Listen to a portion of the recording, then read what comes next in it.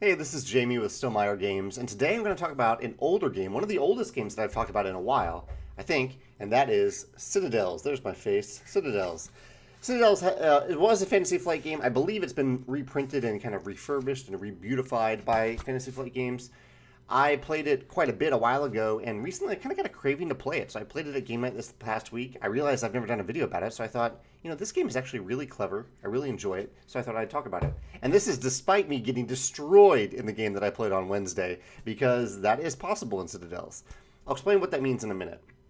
So the core mechanism of Citadels is that there's a draft of characters. It's a secret draft of characters where you typically remove the king at any given time shuffles up all these character cards, removes one of them without looking at it, puts it in the middle of the table, and sometimes depending on player count it might be more than one card. But in our game, we played a 6-player game. You remove one card, you put it down on the table, and then they look at the rest of the cards. They fan these out, they look at them, they choose one, and then they pass it to the player on their left. That player has a lot of information. They get to also choose another card, and it goes around the table till every player has chosen secretly one character card.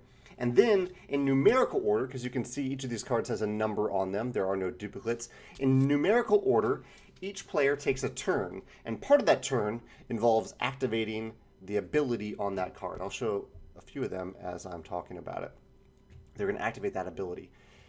And some of these abilities, some of them are just like take some gold, maybe draw some cards. They're abilities that do not impact other players, but some of them do. I've shown you a few of them, and they're often the lower numbered cards, and so they are less powerful in terms of how much money they can give you, what they can, how they can move you forward towards victory in the game, but they can disrupt opponents' plans. So there's the assassin that can kill another character. There's the thief that can steal all the money from another character. And there's the magician who can swap hands of cards, because there's another type of card in the game, these building cards. You can swap hands with another player. So I might use this if I have 0 cards, I can swap my 0 cards with your 4 cards.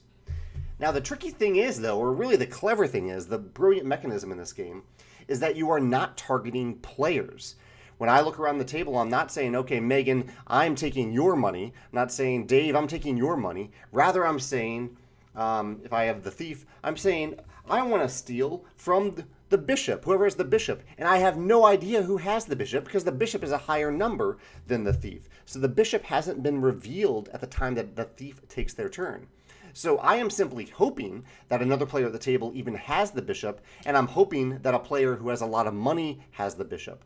It's not a complete guessing game. Well, it is a complete guessing game, but you do have some information because some of these cards relate to the types of buildings in place. So the bishop might say, or the bishop does say, you receive 1 gold for each religious or blue district in your city. So I might look around the table and say, okay, that player over there, they have a lot of money, they have a lot of blue buildings. I think they probably picked the bishop. I'm going to try to steal from the bishop. But I love this aspect. It is very much a take that game with a lot of interaction in that way, but you are not taking that from specific players. You are taking that from characters. And hidden characters, you don't know who has them. So that to me is just a brilliant mechanism. And to take that game where it can be very vicious, it can be vindictive, there can be an ugly metagame if you are targeting specific players. They've removed that in Citadels because you're interacting with characters, hidden characters, instead of players. And I've mentioned the mechanism, how one of these cards, sometimes 2 of these cards are removed face down at the beginning of the round. That adds to the mystery of it. You don't know which cards, you don't know all the cards that are in play, except if you are the king and you see the hand first. That puts actually a bigger target on the king. And also because you're drafting, you only see the cards that haven't been taken yet. So if I'm one of the last people in draft, I may only see these 3 cards. So it's really a big guessing game as to who took those other cards and which cards are even in play.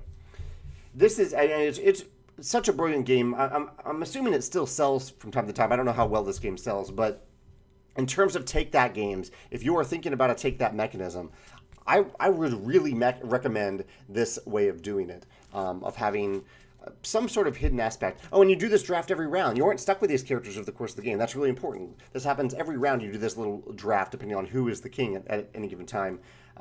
And so it changes throughout the game. So it's not like at the beginning of the game you gain all the information for the entire game. It's in flux throughout the game. Really clever. Take that mechanism in Citadels with the hidden characters, the hidden cards, the draft. It all comes together to form really one of my favorite Take That games. It's an older game. I highly recommend trying it if you are interested in that type of player interaction as a player or as a designer. And I'd love to hear your thoughts on it. If you have thoughts on Citadels, maybe your favorite mechanism, maybe your favorite combination of cards, because there are a bunch of alternate cards that you can sub in. Love to hear your favorite combination, or if this reminds you of another Take That game where the information is obfuscated a little bit, where you don't know exactly who you're targeting whenever you do target a certain character. I'd love to hear your thoughts about that in the comments as well. Thanks.